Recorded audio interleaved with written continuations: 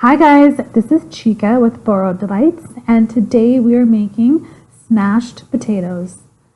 So I'm going to start by placing 1.5 pounds of baby potatoes into some salted boiling water. These are going to cook until they are fork tender, which can take up to 20 to 25 minutes. Once they're cooked, I'm going to drain them from the boiling water and then place them onto a foil-lined baking sheet. I'm going to take a fork and press down on each individual potato, smashing it. You could also use a potato masher to do this, but a fork works just as well.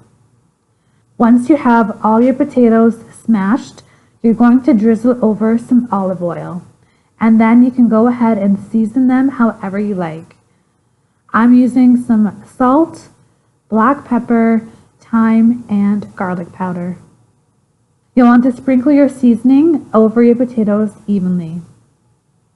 These are going to bake in a preheated 425-degree oven for 35 to 40 minutes or until the potatoes are nice and golden brown and crisp. If you want, you can garnish your potatoes with some chopped parsley, or even better yet, some grated Parmesan cheese. I really hope that you guys enjoy this super simple recipe.